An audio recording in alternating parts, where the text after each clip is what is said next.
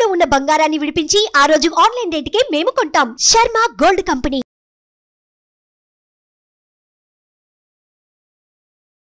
నమస్కారం, welcome to Suman TV. ఈ దశాబ్దంలోనే అతి ఎక్కువ నిడివి గల సూర్యగ్రహణం ఏర్పడబోతోంది. అది కూడా ఏప్రిల్ 8వ తారీఖున. పట్టుబిడుపు సమయాలు ఎప్పుడు ఉంటాయి? అసలు భారతదేశంలో ఉన్న వాళ్ళు నియమాలు పాటించాలా? ఏ విధమైన ఫలితాలు ఈ సూర్యగ్రహణం ఏ రాశుల వారికి ఎలా ఇవ్వబోతోంది? వీటి గురించి తెలుసుకుందాం. ప్రస్తుతం మనతో పాటు ఉన్నారు ప్రముఖ జ్యోతిషులు, తంత్రశాస్త్ర కోవిదులు డాక్టర్ ప్రదీప్ జోషి గారు. వారితో మాట్లాడి మరిన్ని విషయాలు తెలుసుకుందాం. గురుగారు నమస్కారం అండి. గురుగారు, ఏప్రిల్ 8వ తారీఖున అతిపెద్ద సూర్యగ్రహణం ఏర్పడబోతుందని విన్నాము. అంటే భారతదేశానికి ఉంటుందా ఉండదా? పట్టుబిడుపు సమయాలు ఏమిటి? అలాగే ఏ ఏ రాశుల వారికి ఎలా ఉండబోతోంది? ఈ వివరాలన్నీ తెలుసుకోవాలనుకుంటున్నాను. అచింత్య వ్యక్త రూపాయ నిర్గుణాయ గుణాత్మని సమస్త జగదాధార మూర్తయే బ్రహ్మణే నమః. ఇది సూర్య సిద్ధాంతంలో ఉండేటువంటి ప్రథమ మంగళాచరణ శ్లోకం. ఏమంటారు అంటే సమస్త జగదాధార మూర్తయే బ్రహ్మణే నమః అంటారు. సమస్త జగత్తుకి ఆధారం ఎవరు అంటే సూర్యుడే. ఆయన లేకపోతే మనం ఎవరం లేం. సూర్యుడు లేకపోతే గ్రావిటేషన్ లేదు, సూర్యుడు లేకపోతే ఇంకేం లేదు, ఇంకా మొత్తం అంతా కొలాప్సే. కాబట్టి మహాద్భుతమైన సూర్యమండలం నుంచి మన భూమికి రెగ్యులర్గా కిరణాలు అందుతున్నాయి కాబట్టి మనం అందరం బతుకుతున్నాం. ఈ భూమికి ప్రాణశక్తినిచ్చేది ఎవరు అంటే సూర్యుడే. ఈ సూర్యగ్రహణము యొక్క కిరణాలు రెగ్యులర్గా పడుతూ ఉంటాయి. అంటే ఒక యూనివర్సల్లో ఒక ప్రాసెస్ ఉంది. అంటే ఉదయం నుంచి సాయంత్రం వరకు సూర్యుడి కిరణాలు పడతాయి. ఇదంతా ఒక ప్రాసెస్. కానీ ఆల్ ఆఫ్ సడన్గా స్ట్రక్ అయిపోతుంది. ఎన్ని గంటలు అంటే 5:30 గంటల సమయం, 5 గంటల 20 నిమిషాల సమయం పాటు ఈ యొక్క లార్జెస్ట్ సూర్యగ్రహణం, the centuries largest solar eclipse ఇది. ఈ సెంచరీలోనే లార్జెస్ట్ ఎక్కువ సమయం ఉన్నటువంటి సూర్యగ్రహణం ఇది. మనకి ఉగాదికి ముందే రావడం అనేది ఒక అరిష్టము. ఇది ప్రజలు తీవ్రంగా కొట్లాడుకుంటారు, తీవ్రంగా గొడవ పడతారు, యుద్ధ భీతి జరుగుతుంది. ఆ ప్రభావం సంవత్సరం మొత్తం ఉంటుంది. ఈ సంవత్సరం అంతా కూడా అడవులు తగలబడిపోతాయి, కెమికల్ ఫ్యాక్టరీస్ లో బ్లాస్టింగ్స్ ఎక్కువ జరుగుతాయి, మరణాలు ఎక్కువగా ఉంటాయి. సూర్యగ్రహణంకి జరిగితే, ఉగాదికి ముందు జరిగితే చాలా తీవ్రమైనటువంటి ప్రభావాలు ఉంటాయి. అయితే ఈ సూర్యగ్రహణం ఎక్కడ కనిపిస్తుంది అని అంటే మన భారతదేశంలో కనిపించదు. కాబట్టి అందరూ హాయిగా గుండెల మీద చేసుకోండి. ఇల్లు కడగాల్సిన పని లేదు. అందరికి ఉప్పు నీళ్లు పెట్టి ఇల్లు కడుక్కోవడము, తర్వాత ఆవకాయలలో దర్బలు వేయడాలు, అంటే ఇప్పుడు అక్కడ కనపడినప్పుడు ఇంకా మనం ఎలాంటి పాటించాల్సిన అవసరం లేదు. అందరూ మంచిగా పుష్టిగా భోజనాలు చేయొచ్చు, అందరూ హాయిగా తిరగొచ్చు, ఎవ్వరూ దేనికి భయపడాల్సిన అవసరం లేదు. ఈ సూర్యగ్రహణము మన భారతదేశంలో కనబడదు కాబట్టి మనకి వర్తించదు. అయితే గ్రహణము అనేటువంటిది పర్వకాలము. ఏంటి? పర్వకాలము. ఇది భూమండలంలో ఎక్కడ జరిగినా అది పర్వకాలమే, అది ముహూర్తం. ఎందుకోసం అంటే సూర్యగ్రహణం జరుగుతుంది. సూర్యగ్రహణం ఎవరికి జరుగుతుంది? భూమండల వాసులకే జరుగుతుంది కదా. మనం అందరం భూమి మీదే ఉన్నాం కదా. అంటే మనకు కనబడదు కాబట్టి మనకి గ్రహణ నియమాలు వర్తించవు. కానీ అది పర్వకాలం అంటే పుణ్యకాలం, అంటే లక్కీయెస్ట్ టైం. అది ఆ లక్కీయెస్ట్ టైం ని మనం యూటిలైజ్ చేసుకోవచ్చు. ఎందుకోసం అంటే గ్రహణ సమయములో జపము, దానము, తపము, పూజ, హోమములు ఇవి ఎవరు చేసుకున్నా వాళ్ళకి లాభం కలుగుతుంది.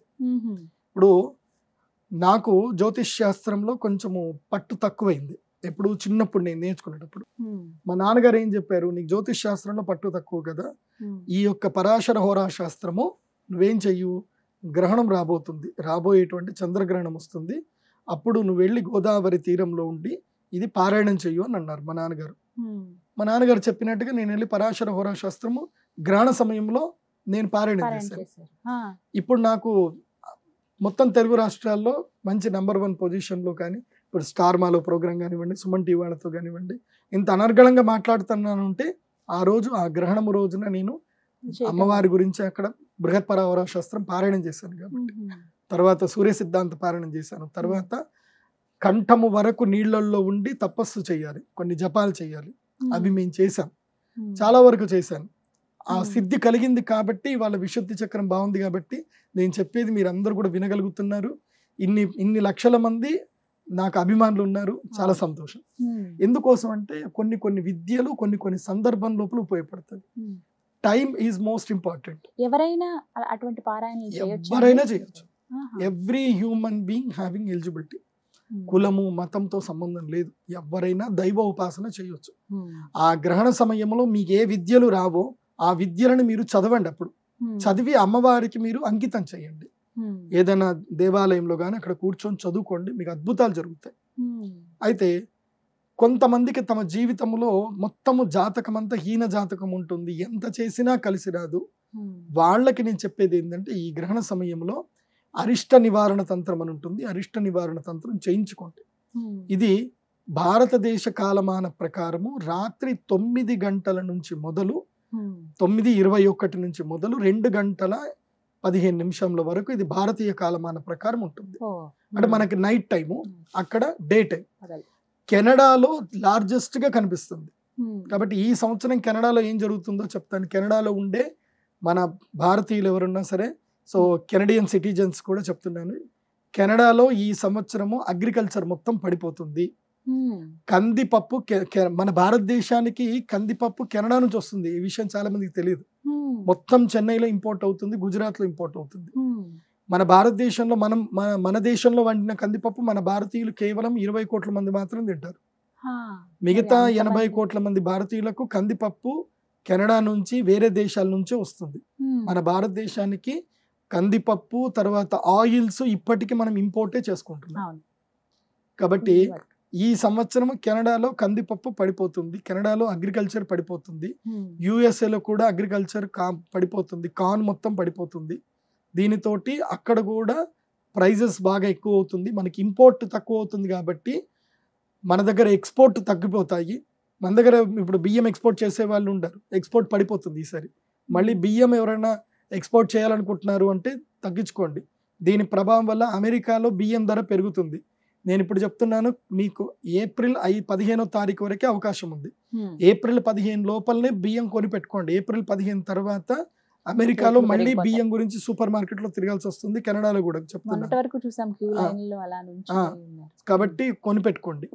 సో ఈ గ్రహణ ప్రభావం వల్ల వ్యవసాయం మీద ఎక్కువగా పడే అవకాశం ఉంటుంది, వర్షాలు తక్కువ అవుతాయి, గుర్తుపెట్టుకోండి. ఈ గ్రహణమైన వెంటనే మళ్ళీ ఏం జరుగుతుంది, ఏప్రిల్ 4వ తారీఖు అంటే ఈ గ్రహణానికి ముందు ఏప్రిల్ 4వ తారీఖు నుంచి ఈ శనిగ్రహము పూర్వ భాద్రపద నక్షత్రం లోపలికి ప్రవేశిస్తున్నాడు. అంటే తన సొంత నక్షత్రం లోపలికి ప్రవేశిస్తున్నాడు, తన సొంత రాశిలో తన సొంత నక్షత్రంలో ప్రవేశిస్తున్నాడు. దీనితోటి టొర్నడోస్ వస్తాయి, వాయువుతో కూడుకున్నటువంటి పీడలు కలుగుతాయి, అగ్నికి వాయువు కలుస్తుంది, అగ్ని ప్రమాదాలు ఏర్పడతాయి. ఇవన్నీ కూడా ప్రపంచ విపత్తులు, ఇది గుర్తుపెట్టుకోండి. ఇక ఈ శనిగ్రహ ప్రభావము, సూర్యుడు హీనమైపోవడము, శని ప్రభావం ఎక్కువగా పెరగడం వల్ల ఎవరెవరైతే గనక ఏలినాటి శని ప్రభావాన్ని అనుభవిస్తున్నటువంటి మీనరాశి వారు, అదేవిధంగా కుంభరాశి మకర రాశి వాళ్ళకి, అర్ధాష్టమ శని ఉన్నటువంటి కర్కాటక రాశి వారికి, అష్టమ శని ఉన్నటువంటి కర్కాటక రాశికి, అర్ధాష్టమ శని ఉన్నటువంటి వృశ్చిక రాశి వారికి ఈ నెల రోజుల పాటు కీడు, నెల రోజుల పాటు సంకటం ఏర్పడుతుంది. అది కాకుండా ఈ యొక్క ఏదైతే గ్రహణము ఏ నక్షత్రంలో ఏర్పడుతుంది, రేవతి నక్షత్రంలో ఏర్పడుతుంది. మీనరాశిలో రేవతి నక్షత్రం ఏర్పడుతుంది. కాబట్టి మీనరాశి వారికి ఇది అధమ ఫలితము, మేషరాశి వారికి ఇది అధమ ఫలితము. గుర్తుపెట్టుకోండి, మేషరాశి వారికి ఇది అధమ ఫలితం.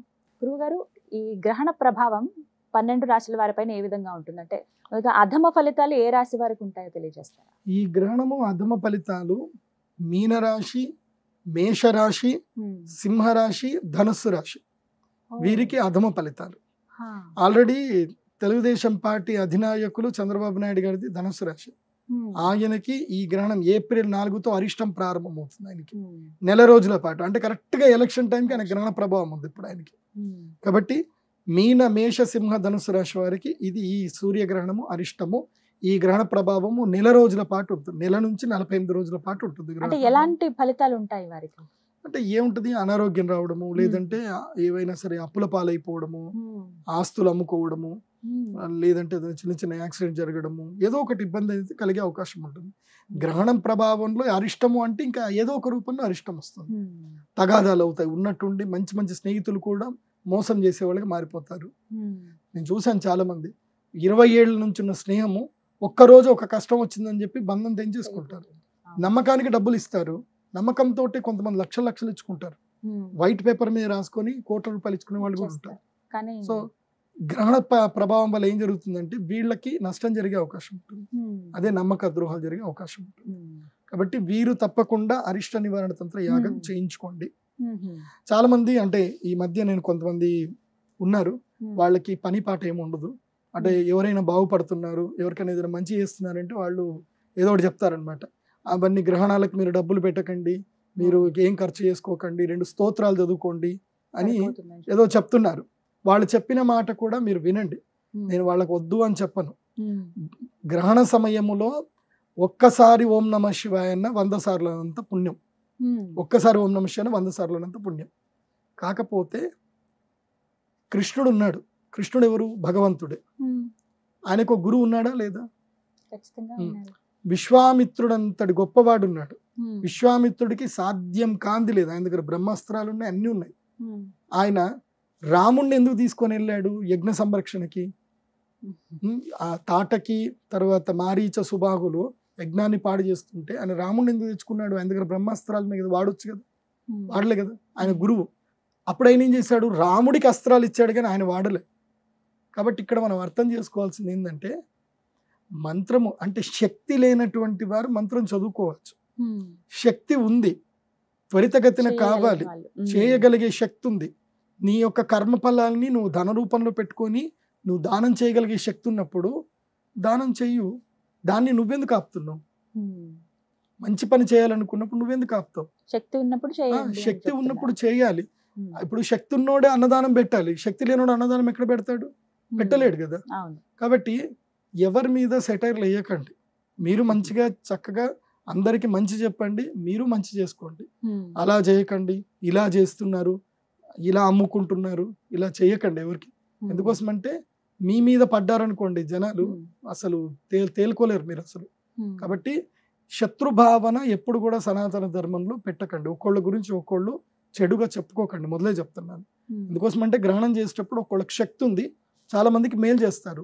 మేలైన వాళ్ళు తిరిగి వస్తున్నారు వాళ్ళ దగ్గరికి, నీకేం కష్టం వచ్చింది? అదొకటి. సో అరిష్ట నివారణ తంత్రం చేయించుకుంటే మంచిది. తర్వాత అలాగే గురుగారు, మరి మంచి ఫలితాలు ఎవరికి ఉండబోతున్నాయి అంటే శుభం కలుగుతుందా అసలు గ్రహణం వల్ల ఎవరికైనా? గ్రహణం వల్ల శుభాలు కలుగుతాయి. నేను చెప్పాను కదా లాస్ట్ టైం కన్యా రాశి వారికి బాగా లేదు అని చెప్పాను. వాళ్ళ గ్రహణం జరిగింది, అది వాళ్ళకి 15 రోజుల్లో తీరిపోతుంది. ఎందుకోసం? సూర్యగ్రహణం వాళ్ళని సంరక్షిస్తుంది మళ్ళీ. సో ఈసారి కన్యా, తుల, వృషభ, మిథున రాశుల వారికి ఈ గ్రహణము రాజయోగాన్ని ఇస్తుంది. ఎవరికి? కన్యా, తుల, వృషభ, మిథున రాశి వారికి ఇది రాజయోగాన్ని ఇస్తుంది. మరి తెలుగు రాష్ట్రాల్లో భవిష్యత్తులో ముఖ్యమంత్రిగా పోటీ చేయబోతూ భవిష్యత్తులో ముఖ్యమంత్రి అవ్వాలని కోరుకున్నటువంటి వైఎస్ఆర్సీపీ నాయకుడు జగన్మోహన్ రెడ్డి గారిది ఏ రాశి అంటే మిథున రాశి. గ్రహణం తర్వాత ఆయనకి ఇంకా కలిసి వచ్చే అవకాశం ఉంది. ఆయనకి యాడ్ ఆన్ అవుతుంది. బికాజ్ ఈ గ్రహణ ప్రభావం చంద్రబాబు నాయుడు గారిని వీక్ చేస్తుంది, ఆయన్ని స్ట్రాంగ్ చేస్తుంది. అందుకే నేను ఒక పరిహారం చేసుకోమని చెప్పాను చంద్రబాబు నాయుడు గారికి. మీరు గ్రహణానికి లోపల ఈ పరిహారం చేసుకోలేకపోతే మాత్రం తీవ్రమైన ప్రభావం ఉంటుంది. ఎందుకోసం అంటే మిమ్మల్ని 53 రోజులు మీతో ఉన్నటువంటి వ్యక్తులు నాకు చెప్పారు, మీరు ఎలాంటి హీన పరిస్థితి అనుభవించారు, ఎంత బాధపడ్డారు, ఎలా ఉన్నారు అనే విషయం మొత్తం కూడా నాకు తెలుసు. కాబట్టి చెప్తున్నాను, మళ్ళీ ఆ పరిస్థితి మీకు రావద్దు అని నేను కోరుకుంటున్నాను. ఈ 4 రాశుల వారికి శుభంగా ఉంది. మరింత శుభ ఫలితాలు వీరు పొందాలంటే వీరేమైనా పరిహారం చేసుకోవాలండి? వీరు కూడా అరిష్ట నివారణ తంత్రం చేయించుకోవాలి. సింపుల్. శుభాలు మనకు కావాలంటే అరిష్టాలు దూరం అవ్వాలి. అరిష్టాలు దూరం అయితే ఆటోమేటిక్గా శుభం కలుగుతుంది. సో అరిష్ట నివారణ తంత్రం వీళ్ళు కూడా చేయించుకుంటే మంచిది. అయితే అమెరికా వాళ్ళు తప్పకుండా చేయించుకోండి. మొన్న ఆ మధ్య మేము చంద్రగ్రహణం గురించి చెప్పినప్పుడు చాలా మంది అమెరికా నుంచి ఫోన్ చేసి వాళ్ళందరూ వాళ్ళ గోత్రనామాలు చెప్పించుకున్నారు. చక్కగా వాళ్ళు కూడా అక్కడి నుంచి వాళ్ళ లైవ్ లో ఉండి యాగం చేయించుకున్నారు. సో అమెరికాలో ఉండే వాళ్ళందరూ యాగం చేయించుకోండి. భారతదేశంలో ఉండే వాళ్ళు కూడా ఇది పర్వకాలం కాబట్టి యాగం చేయించుకోండి. ఈ గ్రహణం మీద గురించి నేను ఏ భారతీయ వాసులకు నేను భయపెట్టట్లేదు. కోసం అంటే వాళ్ళు భయపెడుతున్నారు, మీరు భయపడుతున్నారు, మీరు భయపడకండి. అది రాత్రి సమయం కాబట్టి గర్భిణీ స్త్రీలు ఇంకా హాయిగా 6 గంటల 8 గంటల వరకు ఇంట్లో పడుకున్నారనుకోండి, తెల్లారి నిద్రలు ఇస్తారు ఇంకా. కాబట్టి తొందరగా పడుకోండి. ఈ గ్రహణ సమయంలో గర్భిణీ స్త్రీలు మంచిగా కడుపు నిండా భోజనం చేసి హ్యాపీగా పడుకోండి, బయటకి ఎటు తిరగకండి, ఫోన్లు అసలు వాడకండి. గర్భిణీ స్త్రీలకు సింపుల్ సూచన. దీని గురించి అంటే ఎట్లాగూ విండోస్ అన్ని క్లోజ్ చేసి పెట్టుకోవాలి. అది అమావాస్య కాబట్టి తీవ్రమైన కిరణాలు వస్తాయి కాబట్టి ఎట్టి పరిస్థితుల్లో గర్భిణీ స్త్రీలు రాత్రంతా ఇంట్లోనే ఉండండి, హాయిగా పడుకోండి. అలాగే మరి ఈ గ్రహణ ప్రభావం మిగతా రాశుల వారిపైన ఎలా ఉంటుంది? మిశ్రమంగా ఎవరికైనా ఉంటుందా? ఇక ఈ 2 రాశులు కాని వాళ్ళకి మిగతా అంతా మిశ్రమ మిగతా ఫలితాలు. నలుగురు కర్కాటక, కుంభ, వృశ్చిక, మకర రాశి వాళ్ళకి మిశ్రమ ఫలితాలు ఉంటాయి. అంటే వీళ్ళు యజ్ఞం చేయించుకున్నా పర్లేదు, చేయించుకోకున్నా పర్లేదు, వాళ్ళకి నార్మల్ గానే ఉంటుంది. వీళ్ళకి not good not bad. So good ఎవరికైతే ఉందో వాళ్ళు మాత్రం అరిష్ట నివారణ తంత్రం చేయించుకోండి. బ్యాడ్ ఉంటే తప్పకుండా చేయించుకోండి. మీనరాశి వారైతే అస్సలు మిస్ చేసుకోవద్దు. ఎందుకోసం అంటే మీకు ఏళ్ళనాటి శని ప్రభావం కూడా ఎక్కువ అవుతుంది కాబట్టి తప్పకుండా చేయించుకోండి. గురుగారు, సాధారణంగా ఈ గ్రహణాల ప్రభావం ఎంత కాలం పాటు ఉంటుంది ఒక రాశి వారి పైన? గ్రహణం అయినప్పటి నుంచి మళ్ళీ పూర్ణబింబము, అంటే ఇప్పుడు సూర్యగ్రహణం అయింది అనుకోండి 30 రోజులు ఉంటుంది, చంద్రగ్రహణం అయింది అనుకోండి 15 రోజులు ఉంటుంది. అది సో 30 రోజులు కన్ఫామ్ గా గ్రహణ ప్రభావం సూర్యగ్రహణం అయిన తర్వాత ఉంటుంది, లేదా 48 రోజుల వరకు అయితే ఉంటుంది. దాని తర్వాత మళ్ళీ నార్మల్, మళ్ళీ గోచార ఫలితాలు మళ్ళీ వర్తిస్తాయి. అప్పటి వరకు గోచార ఫలితాలు కూడా వర్తించవు, ఏవి వర్తించవు. గ్రహణం ఉన్నప్పుడు ఆ గ్రహణ ప్రభావమే అందరి మీద వర్తిస్తుంది. మొత్తం మీద ఈసారి ఏర్పడబోయేటువంటి అతిపెద్ద సూర్యగ్రహణం భారతదేశం పైన ఎలాంటి ఎఫెక్ట్ ఉండదు? అంటే మనం పట్టుబిడుపుల సమయాలు మనం పాటించాల్సిన అవసరం గ్రహణ లేదు. నియమాలు అక్కర్లేదు, ఎవరు భయపడాల్సిన అవసరం లేదు. 8వ తారీఖు ఏప్రిల్ 2024 రాత్రి 9 గంటల నుంచి తెల్లవారితే ఉగాది, ఆ 9వ తారీఖు తెల్లవారుజామున 2 గంటల వరకు ఈ గ్రహణం ఉంటుంది. మామూలుగా తెల్లవారితే 9వ తారీఖు మనందరం కూడా ఏది ఉగాదికి సంబంధించిన పండుగ, పంచాంగ శ్రవణాలు అన్ని మనం నార్మల్ గా చేసుకోవచ్చు. కొంతమందికి డౌట్ ఉండొచ్చు, గ్రహణం ఉంది కదా ముందు రోజే ఏమైనా తెచ్చిపెట్టుకుంటే ఏమైనా కష్టం అంటే ఏం పర్లేదు. మన భారతదేశంలో ఏం లేకపోతే ముందు రోజులు అన్ని తెచ్చిపెట్టుకోండి, ఏం కాదు. మనం ఆ రోజున మళ్ళీ తెచ్చుకోవాలి, ఈ శ్రమ పడాల్సిన అవసరం లేదండి. అయితే ఒకటి ఏంటంటే కనుక ఈ గ్రహణ ప్రభావం మాత్రం రాశుల వారికి అందరికి ఉంటుంది. గ్రహణంలో ఈ పర్టికులర్ టైంలో మనం దేవాలయాలు మోయకూడదు, అన్నం తినకూడదు, గర్భిణీ స్త్రీలు జాగ్రత్త పడాలి, తర్వాత ఆహార పదార్థాల మీద దర్బలు వేసుకోవాలి, ఇల్లు కడుక్కోవాలి, ఈ నియమాలు వర్తించు. కానీ గ్రహణ ప్రభావం మాత్రం రాశుల వారికి మాత్రం వర్తిస్తుంది. అది ఎక్కడ జరిగినా భూలోకంలోనే కదా మనం ఉండేది. సో మనకి రాశుల వారికి మాత్రం మనకి అది వర్తిస్తుంది. అయితే అమెరికాలో ఉండేటువంటి వాళ్ళకి 100% వర్తిస్తుంది, మనకి 70% వర్తిస్తుంది. ఒకటి అందరూ గమనించండి. చక్కగా వివరించారండి. నమస్కారం. శ్రీమతి. సుమన్ టీవీలో మీ పర్సనల్ అండ్ బిజినెస్ ప్రమోషన్స్ కోసం కింది నెంబర్కి కాంటాక్ట్ చేయండి.